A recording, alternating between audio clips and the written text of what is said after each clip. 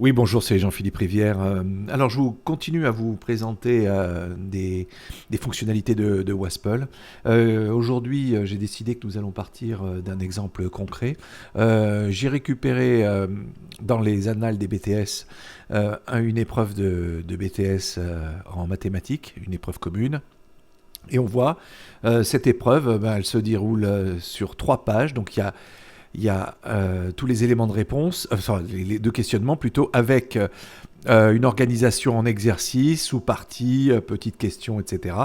Ça fait pas mal de questions en tout. Mais nous, aujourd'hui, ce qu'on va faire, c'est qu'on va se focaliser sur la question de la mise en page et comment est-ce qu'on peut réutiliser ce type de document pour construire une évaluation numérique. Alors pour cela, nous allons retourner dans Waspel. Alors j'ai créé un nouveau test, ici new test, etc. Je vous passe les détails et on arrive à, je clique dessus, on a le petit scroll automatique et en fait ici vous vous souvenez donc on a 3 pages. Donc on peut créer 3 pages différentes et sur ces 3 pages différentes en fait on peut mettre chaque page du d'examen, en fait, les instructions de l'examen de BTS pour les mathématiques. Pour cela, on va aller dans le test, dans la mise en page, c'est-à-dire ici. Ici, en fait, on a un espace où on va pouvoir construire une mise en page assez complexe. Alors, on peut choisir de mettre les instructions à suivre et les exercices à faire en haut, au-dessus des espaces de réponse, en dessous des espaces de réponse, etc. Nous, on va choisir de les mettre à côté. Donc on va choisir 2 colonnes, on va conserver la proportion de base de 50-50. On va utiliser un séparateur parce que si l'élève où l'étudiant a besoin d'ajuster un peu et si le texte est masqué. Ça dépendra aussi, il faut penser à son affichage qui peut être peut-être un peu plus petit, un peu plus étroit. Donc ça lui donnera de la souplesse. Ensuite, ici, ce qui est très important, c'est qu'on voudrait que les questions, non, que le stimulus soit à gauche des questions. Voilà. Donc en fait, on a un aperçu. On aura le stimulus, on est à 50-50 et on aura les questions qui seront ici. On a la portée d'application de ces modifications. Je vous propose pour aller vite, on va faire qu'une seule page et donc on va se consacrer sur la page actuelle. Donc ça, c'est une première chose. Alors on va l'appliquer. Ah mince, je suis sorti, voilà. Et là, on va mettre maintenant le stimulus. Et donc le stimulus, eh bien, c'est tout simplement la première page du test. Alors pour ça, pour faire vite, je vais faire une copie d'écran.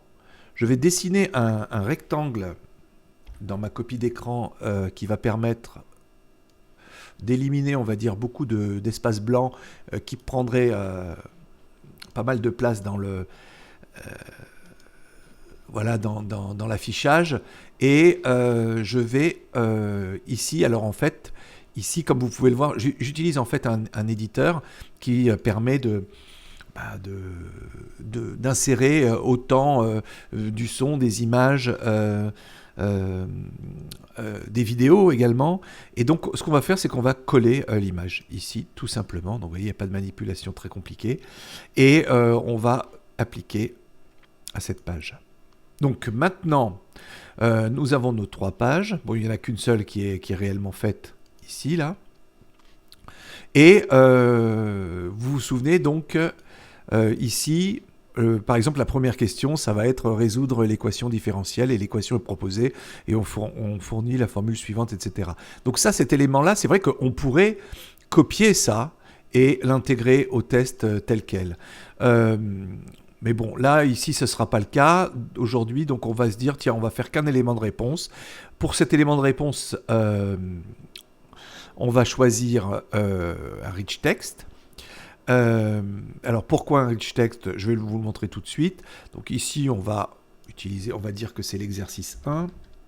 Exercice 1, voilà. Ah, et puis c'est la première question. Alors bon, je sais c'est pas très net, il faudrait prendre le temps de mieux écrire tout ça. Et alors, ce qui est intéressant, c'est que ici, l'étudiant, il aura, ou le lycéen aura, non, BTS, excusez-moi, l'étudiant donc aura des éléments de réponse en mathématiques. Il pourra bénéficier d'un éditeur LaTeX que l'on voit ici, ou bien s'il ne connaît pas très bien alors c'est oui, le latex, il pourra utiliser un système d'insertion du latex en utilisant un clavier qui encode tout ça et donc qui lui simplifiera le travail.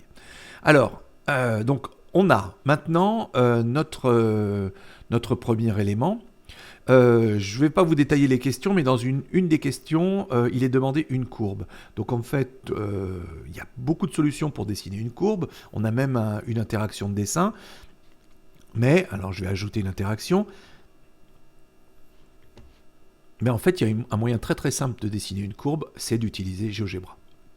Et donc on a GeoGebra qui est à notre disposition. Voilà. Et là, on voit tel qu'il s'affichera dans le test. Et maintenant, ce qui est intéressant, on a ces deux éléments de réponse qui sont sur la page.